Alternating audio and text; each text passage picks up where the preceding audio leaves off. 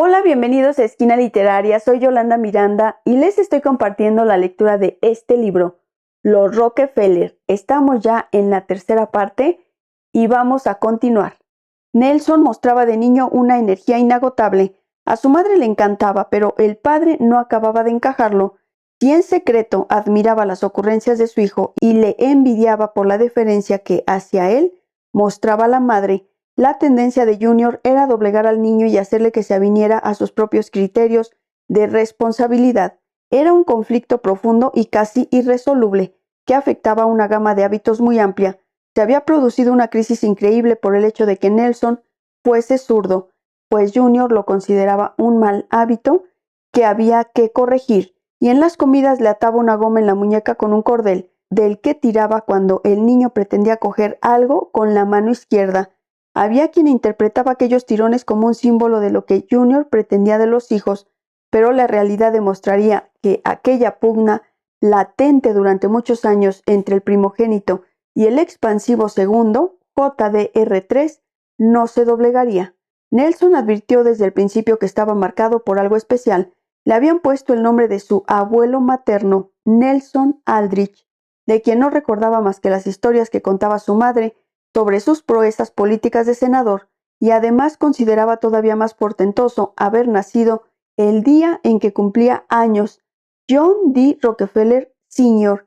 fue el año que el anciano subió al estrado durante el proceso de disolución del Trust de la Standard para manifestar ante el tribunal que el monopolio se había constituido por la asimilación benevolente de la competencia. El muchacho fue siempre consciente de aquella doble herencia, y más tarde diría: el ejemplo de mis abuelos me parecía un desafío descomunal. El abuelo Rockefeller era un líder de hombres y el abuelo Aldrich, totalmente distinto, una gran persona con la gente. A diferencia de John III, Nelson no procuraba desentrañar la tradición de la estirpe, simplemente la acogía con alegría y sin recelos. En principio, Nelson contaba con seguir los pasos de JDR3 en Princeton, pero obtuvo tan malas notas que durante un tiempo existieron dudas de si sería capaz de entrar en una buena universidad. El hecho de que estudiara con profesores particulares para recuperar nunca mermó su propia confianza. En cierta ocasión confesaría a un amigo: ¿sabes una cosa? No tengo un coeficiente de inteligencia muy alto. El amigo le preguntó cómo lo sabía y él respondió tranquilamente: porque me he hecho un test de esos. Durante el último curso en Lincoln, se dedicó a empollar, logrando así matricularse en Dartmouth, donde se aplicó a fondo para superar lo que más tarde sabría que era un caso de dislexia indiagnosticado. Trastocaba palabras y frases al leer, y así logró buenas calificaciones. A Nelson le interesaban más los hechos que las teorías, y mostraba ya una tendencia a someter los conceptos a una prueba pragmática, casi como si hubiera querido asegurarse antes de aceptarlos de que tenían un valor de mercado.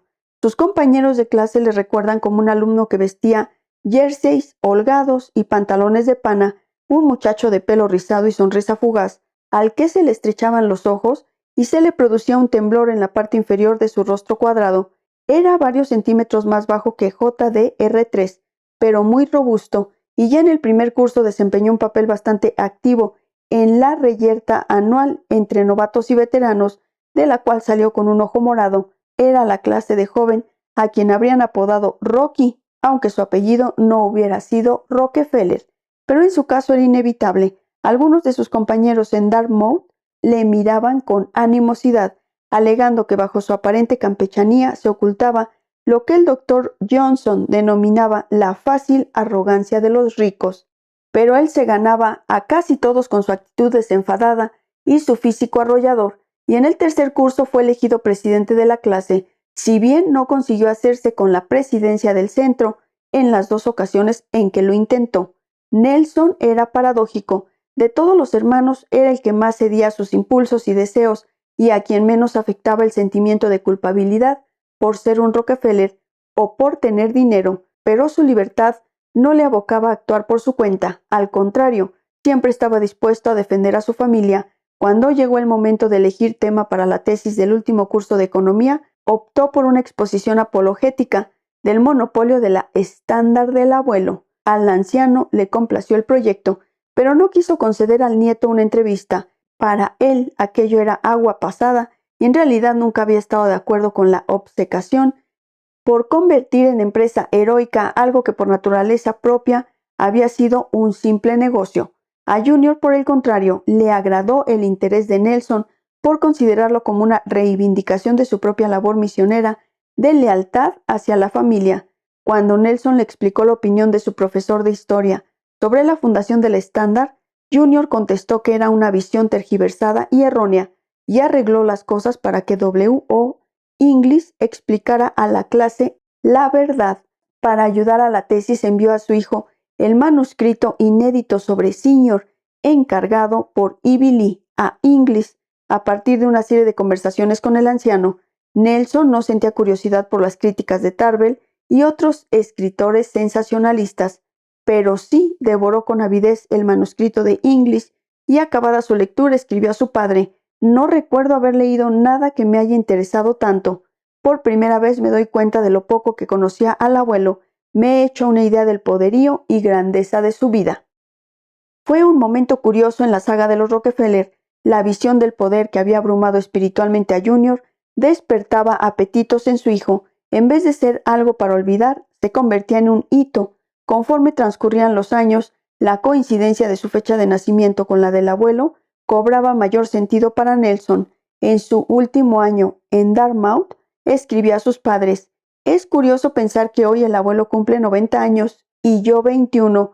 Ese 90 hace que mi 21 parezca pequeño e insignificante, como un arbolito al lado de un robusto abeto, pero el arbolito tiene tiempo para crecer y desarrollarse y algún día convertirse en árbol importante. ¿Quién sabe?».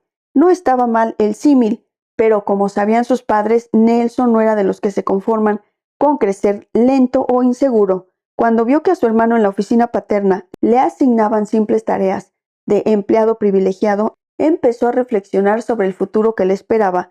Cuando estaba a punto de graduarse, se le hacía cada vez más agobiante la incógnita de su posibilidad de inserción en los asuntos familiares.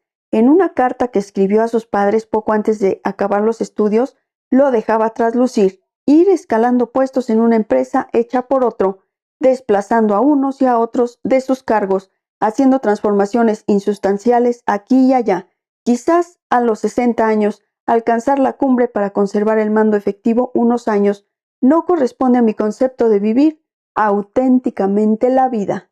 Pero la decisión quedaría propuesta temporalmente por otra más ambiciosa. Entre los dos últimos cursos, Nelson había participado con su hermano Lawrence en la expedición de Sir Wilfred Grenfell a la Antártida.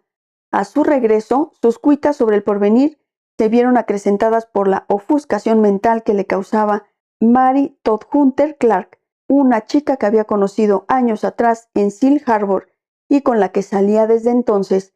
Durante los 3 primeros cursos en Dartmouth, Todd había sido una de tantas con las que salía, pero ahora, conforme se aproximaba el fin de los estudios, Nelson decidió ir en serio y escribió a su madre: «¿Sabrás que estoy empezando a creer que estoy enamorado de Todd? Sea lo que sea el amor, es la única chica que conozco que pueda compararse en algo a ti». A principios de otoño del último curso, a pesar de los consejos paternos de no precipitarse, Nelson establecía relaciones formales con Todd. Junior reaccionó encolerizado por aquel noviazgo que él consideraba como una impulsividad más de Nelson. Sin embargo, tanto a él como a Abby, la muchacha les gustaba. Mary Clark era una morena alta, de rostro estilizado y aristocrático, que se había criado en una propiedad de Filadelfia, concedida a sus antepasados por George III. Después de cursar estudios en la exclusiva Foxcroft School de Virginia, había pasado un año en París para refinarse.